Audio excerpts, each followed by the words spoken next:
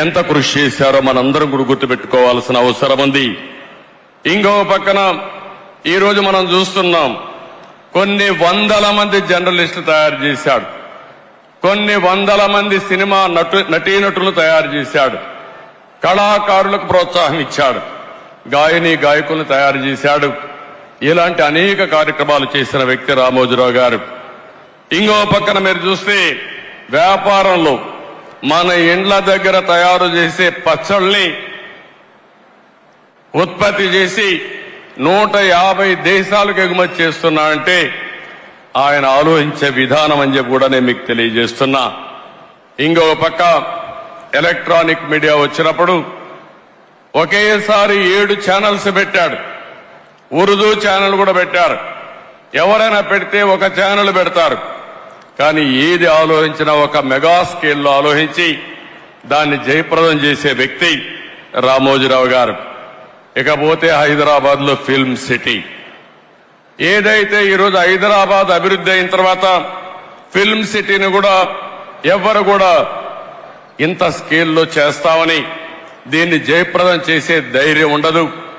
ధైర్యం చేయడమే కాదు, ఈ రోజు ఎవరైనా హైదరాబాద్కు పోతే రామోజీ ఫిల్మ్ సిటీ చూడకుండా తిరిగి వచ్చే పరిస్థితి అంటే అది రామోజీరావు గారి కాంట్రిబ్యూషన్ అని చెప్పి కూడా నేను మీకు తెలియజేస్తున్నాను.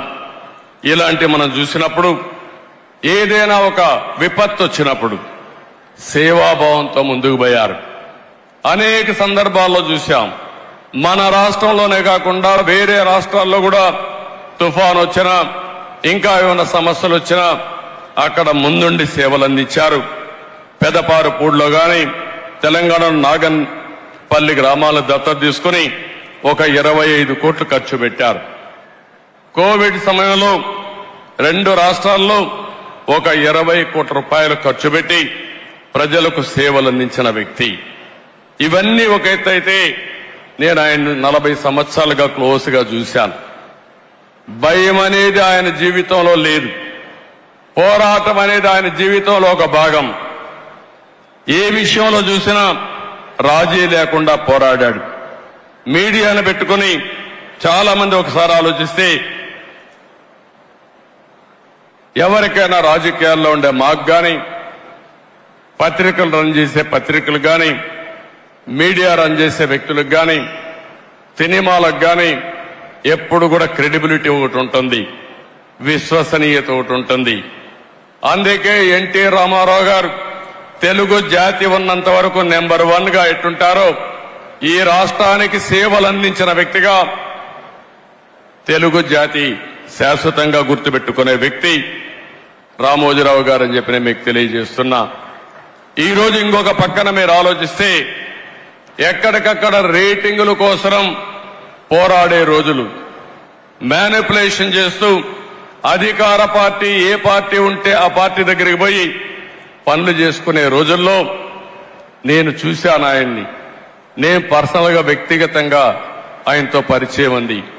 నా జీవితంలో నాకు ఒక్క పని, ఈ ఐఏఎస్ ఆఫీసర్ని ట్రాన్స్ఫర్ చేయమనో, ఈ వ్యక్తికి మంత్రి పదవి ఇవ్వమనో, ఈ వ్యక్తికి ఎమ్మెల్యే ఇవ్వమనో ఎక్కడా చెప్పలేదంటే అది రామోజీరావు గారి యొక్క నీతి నిజాయితీ. విలువల కోసం బ్రతికాడు, ప్రజల కోసం పోరాటాలు చేశాడు. ఎప్పటికప్పుడు ప్రజాస్వామ్యం అపహాస్యమైనప్పుడు నా వంతు బాధ్యతగా నేనున్నానని ముందుకొచ్చి పోరాటం చేసిన వ్యక్తి రామోజీరావు గారు అని చెప్పి నేను మీకు తెలియజేస్తున్నా. చాలా మంది పదవులుంటే సేవ చేస్తాం అనుకుంటాం. రామోజీరావు గారు ఎప్పుడు కూడా పదవులు కాదు, ప్రజా చైతన్యంతో ప్రజలకు మేలైన పరిపాలన ఇచ్చి మేలైనటువంటి సేవలు అందిస్తామని నిరూపించిన వ్యక్తి. 82లో మనం చూశాం. ఎన్టీ రామారావు గారు పార్టీ పెట్టే సమయంలో మీరు ఒక్కసారి ఆలోచిస్తే అప్పటి వరకు కాంగ్రెస్ పార్టీకి ప్రత్యామ్నాయమే లేదు. ఒక ప్రత్యామ్నాయం కావాలని ఆలోచించి 9 నెలల్లో ఎన్టీ రామారావు గారు అధికారంలోకి వచ్చారంటే అందులో ప్రముఖ పాత్ర రామోజీరావు గారికి ఉందని చెప్పి కూడా నేను మీకు తెలియజేస్తున్నా. అక్కడి నుంచి ఆగస్టు క్రైసిస్ వస్తే ఆ రోజు కూడా ప్రజాస్వామ్యాన్ని కాపాడడం కోసం రాజీ లేని పోరాటం చేశాడు. ఇలాంటి పోరాటాలు చేసి ఓసారి అనిపిస్తుంది మనందరికీ, ప్రజాస్వామ్యంలో పత్రికలకు స్వేచ్ఛ ఉంది. ఫోర్త్ ఎస్టేట్ అని మనం అందరం మాట్లాడుతున్నాం. శాసనసభ, చట్టసభలు, అదే సమయంలో కార్యనిర్వాహక వర్గం, ఐఏఎస్ ఆఫీసర్లు, ఆ తర్వాత ఎక్కడికక్కడ జ్యుడిషియరీ, ఇంకో పక్కన పత్రిక, మీడియా, ఫోర్త్ ఎస్టేట్ గా ఉంటుంది. ఒకసారి ఇదే మారిగా ఆయన వార్తలు రాస్తే కంటెంప్ట్ ఇచ్చి కౌన్సిల్ ఆయన రప్పించాలంటే పోరాడి తల ఒగ్గకుండా సుప్రీంకోర్టు వరకు పోయి ఆయన చేసింది రైట్ అని నిరూపించిన వ్యక్తి రామోజీరావు గారు అని చెప్పి నేను మీకు తెలియజేస్తున్నా. ఇంకో పక్క మార్గదర్శి పైన ఎన్నో కేసులు పెట్టారు, ఎన్నో విధాలుగా హింసించారు. కానీ ఆయన జీవితంలో నేను చూసింది ఒకే మాట అన్నాడు, నేను సంపాదించిన ఆస్తులివి, నేను ప్రజల కోసం పోరాడుతున్నాను, అవసరమైతే ప్రతి ఒక్క ఆస్తి పోయినా నేను రాజీ పడనని చెప్పి పోరాడిన వ్యక్తి రామోజీరావు గారు అని చెప్పి నేను మీకు తెలియజేస్తున్నా. చాలా మంది భయపడిపోతాం, కానీ ఆ భయం అనేది తెలియని వ్యక్తి 86 సంవత్సరాల వయసులో బెడ్ మీద నుంచి ఎక్కడికక్కడ ప్రజలకు న్యాయం జరగాలని ముందుకు వచ్చిన వ్యక్తి అని చెప్పి నేను మీకు తెలియజేస్తున్నా. నేను ఆయన చూసి నేర్చుకునేది ఒకటే,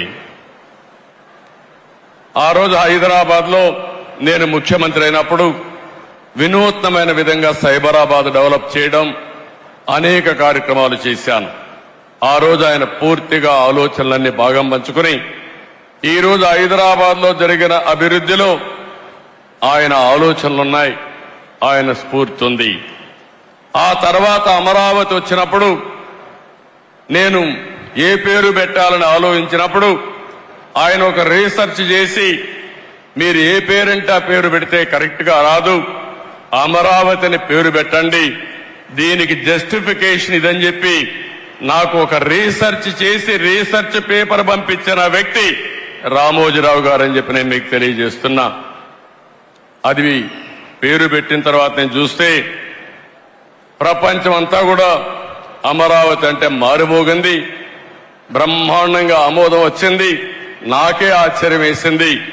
అలాంటి 100% ప్రజలు ఆమోదించిన నగరం మన అమరావతి. 5 సంవత్సరాలు ఇబ్బంది పడింది, కానీ ఏమాత్రం అనుమానం లేదు, మళ్లీ అమరావతి దశ దిశ మారుతుంది.